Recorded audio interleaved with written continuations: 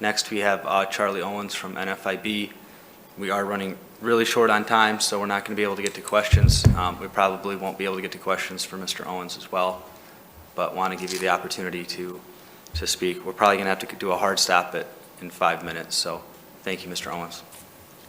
Thank you, Mr. Chairman, and members of the committee. My name is Charlie Owens. I am the State Director for NFIB, National Federation of Independent Business. We're an advocacy organization for small business, been around 75 years plus.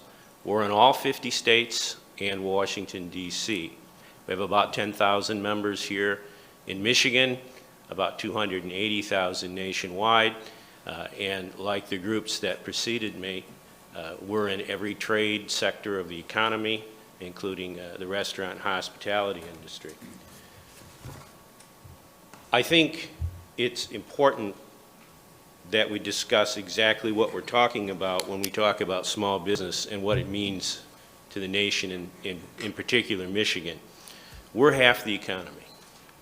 That gets overlooked a lot because I know there are some very good large businesses that are very visible and we're rather spread out, but that diversity is our strength. We're the last to lay people off in a recession and we're the first to hire them back. We are the shock absorber for the economy, and that applies to this pandemic as well. Mr. Chair, I'm going to submit my testimony by email to everybody. So rather than go through that, let me just say a few things that I think are very important. I think it's time we address the elephant and the donkey in the room.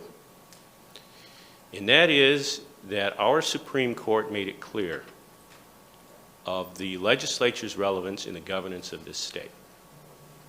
What we've seen from this administration is not acceptable. You're going to hear tonight in the State of all the great things we're going to do for small business. The greatest thing that can be done for small business, and by the way, I echo previous testimony of Mr. Calley. Thank you very much for the proposal that you've put together. But what we really need is, as you've heard, we don't want benefits from the government. We don't want to have to depend on benefits from the government. We want to get our people back to work. We want to rebuild this economy. Michigan is an outlier among the nation right now, economically, in the way that this pandemic has been handled. I just received an email this morning from Anderson Economic Group. They're coming out with a study. They did a press release this morning where all of the recovery that we managed to scrape together in the summer of last year is going out the window. We are going backwards. We are shedding jobs again as we head into 2021. You folks have a role to play. You need to assert that role. Mr. Chairman, we totally support what you've said about using the appropriations process, if necessary, to bring the governor to the table, to negotiate. It's your job to set public policy as much as it is hers. You are an equal partner. That's the way our government was designed. And we fully support using the appropriations process, or frankly any other power that the legislature has, to reassert that authority and get Michigan back on track. That's all I have to say, Mr. Chair. Thank you, Mr. Owens. I appreciate your testimony today.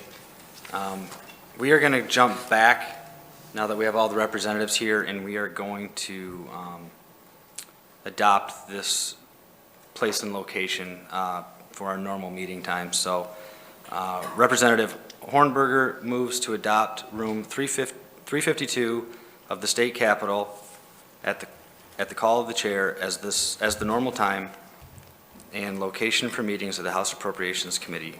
Will the clerk please take the vote? Motion to adopt the